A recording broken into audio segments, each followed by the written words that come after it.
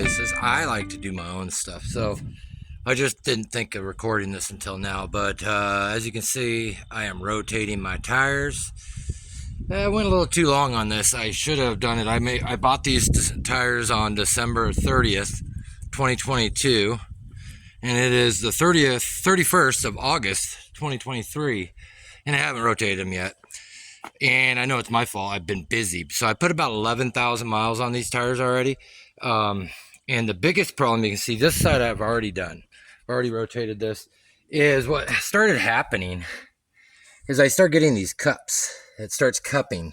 That's where the tread leans slightly to one side or the other. And a lot of that has to do with front end issues. Now, I know about 2 years ago, I rebuilt the whole suspension on this truck. Lift kit and all. However, what one big problem was this right side, right here, this right front, the shocks that they handed me, or that I purchased for this truck, they gave me two left sides. So, of course, when I put that strut spring assembly, you know, it's a coil pack, has her coil packed with a shock. It's all one unit. Boom, we put it in. Now, when I did that, I had to modify it and make it fit correctly because, of course, the geometry was off slightly on the way the shock towers, you know, how it sits into the shock tower here in the spring seat. So what I did is I didn't want the rake that these trucks are, you know, may have, because, you know, they rake them forward a little bit so the back end sits up. So when you put a load in there, it levels it. That's great, but when you're not running heavy loads all the time, there's no point to that. So all I do is I level that front end out. So I did a 1-inch lift on the back and I did 2-inch on the front.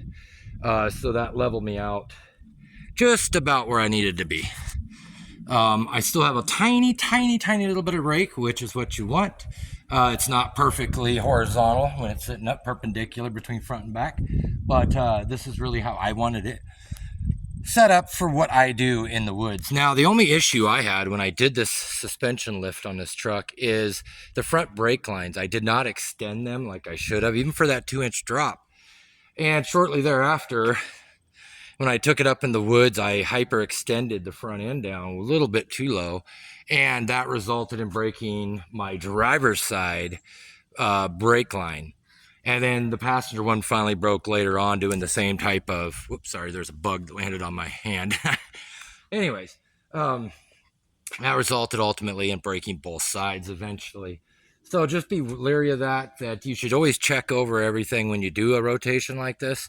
For instance, you know, I checked all my ball joints. I, of course, nowadays have to crap underneath there, moving parts, non-greasable. Sometimes I know in old parts when I replace one, I'll actually tap it and put a 3/8 grease zerk in there so I can grease my own parts and make them last forever. So they seal these things up and make them last for a certain amount of time. They don't want you to maintain it. They want you buying new ones. So, you know, when you do buy the new one, just make sure you tap it and drill it and tap it and put your own zerk in. So at least you can deal with that. The other thing you want to do is all the dust and dirt you collect in the frame and in the chassis, suspension, all that. What you probably want to do is make sure you can blow it out at least with air. And you can see there, that's what I was doing. But that's it. You just want to check and make sure. Let's see if I can do this with one hand. I think I can, without killing myself. No.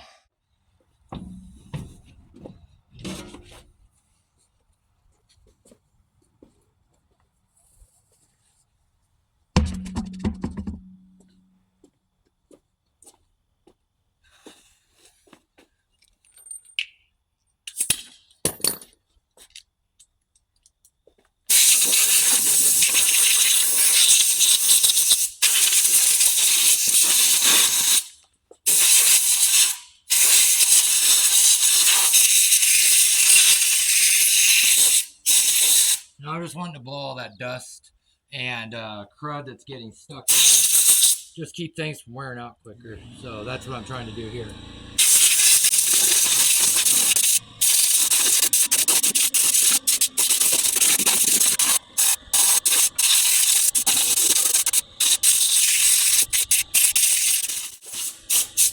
All right, good enough. 3 girls I go with. Now let's go flop these tires around.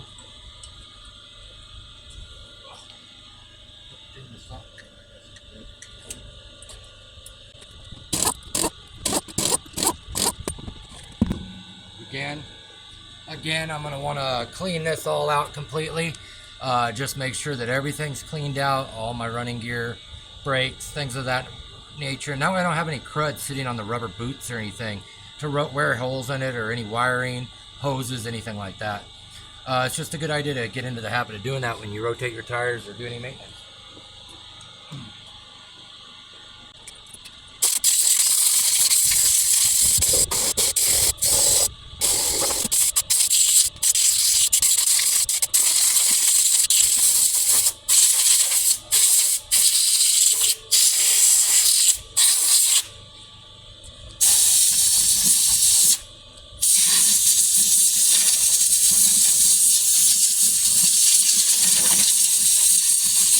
Getting all the compound and mud out of it.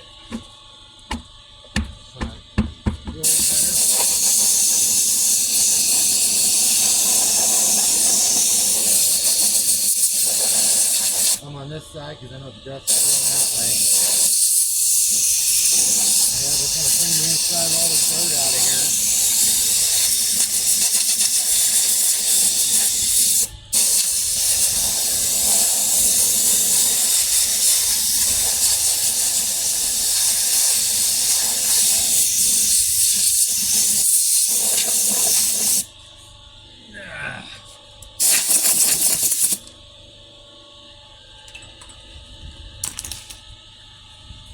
Alright, so the back one's going to the front. I can tell that because it was a dirty one. That guy goes there. There. Just stay in there. Remember. Might blow this out. Not necessary.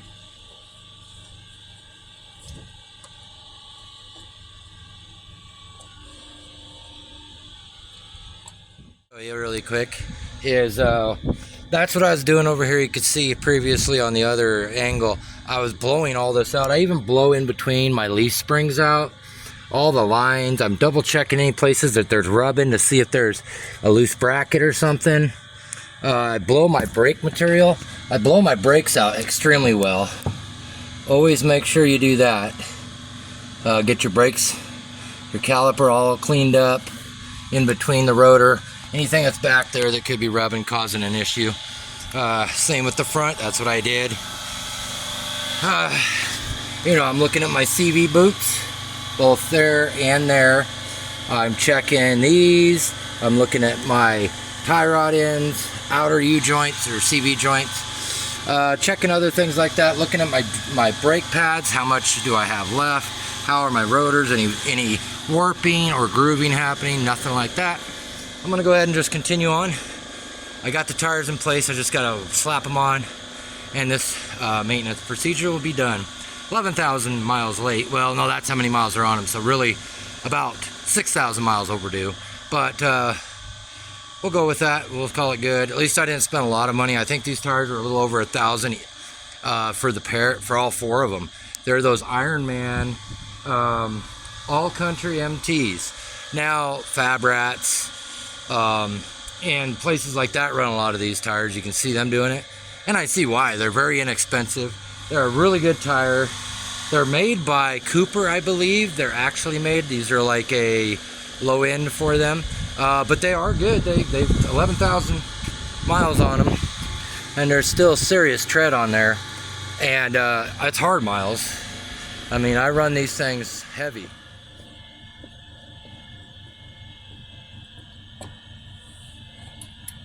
Well, I'm getting hungry.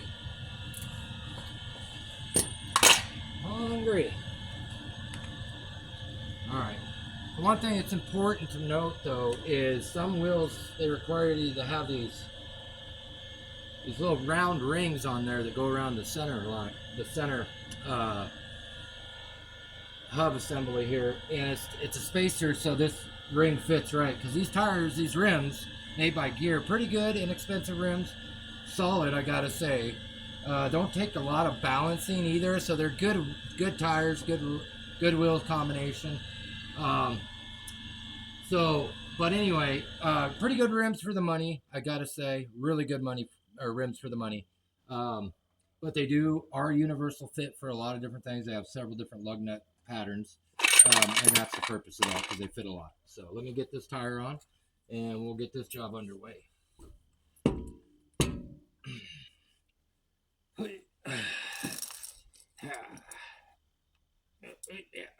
Oh, there we go. There, need this on, need that back there. Boom. Now, putting these tires on is heavier than it looks. So, there's a trick to these that I learned years ago, back when I was young, driving these trucks around when I was pretty small. And you had to change the tire yourself. You had to be able to use your feet. That's the best trick you could ever use. Say like that, and that way you don't have to hurt your back. Just let your feet do the business, and your legs, they're the strongest part. Might as well. We'll just get a couple of these on there. There we go. Of course, on my left.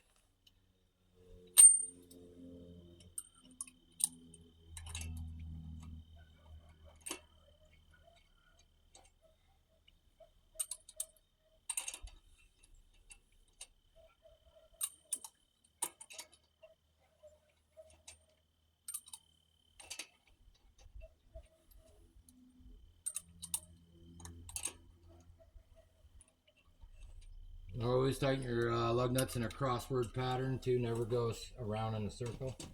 Go across from each other. And down. That way you get an even grip all the way around and a nice seat.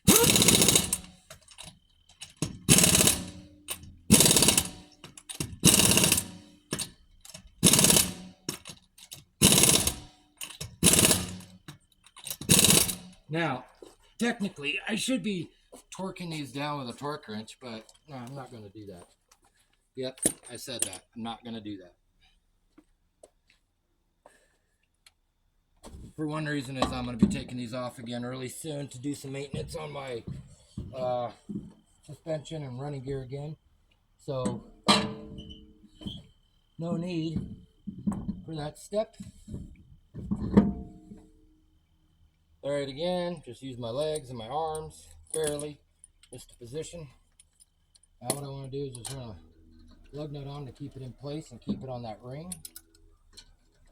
There we go. Now I can drive a few more up in here.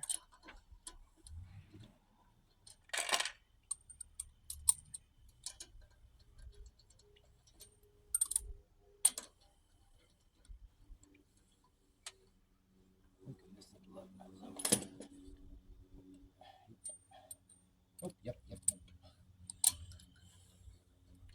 Okay, I gotta find. Oh, there it is. Never mind. Found it.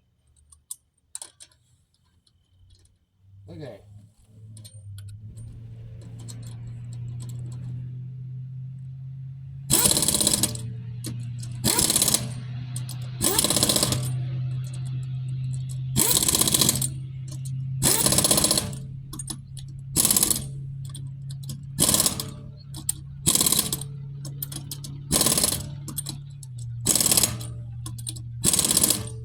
There we go. Done deal. So now that part's done. Lower this bad girl down on the ground again with it, and then I gotta go around and check all the tire pressures.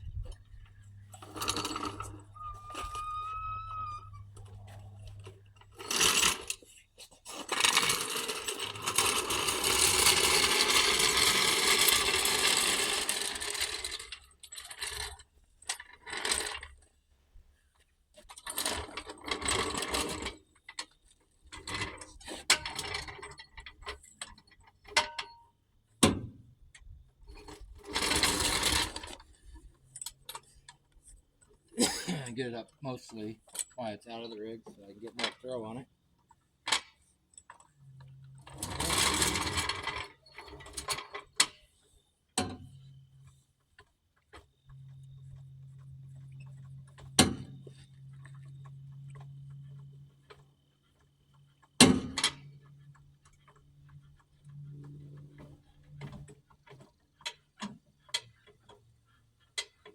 I gotta do is just take a little pressure off that jack stand.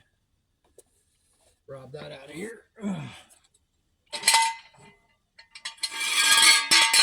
Done.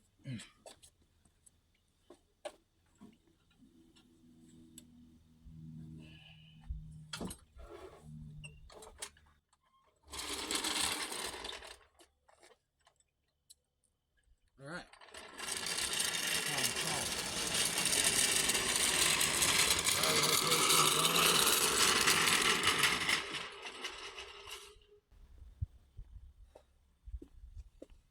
Problem one done. All right, guys. Well, thank you for watching. Be sure to like and subscribe to my channel if you haven't already. I really appreciate all of you. Leave your comments below. I got some exploration I got to do in the Eastern Washington region. So anyways, be sure to like and subscribe and follow for more content. We have a lot more good stuff coming at you. So take care.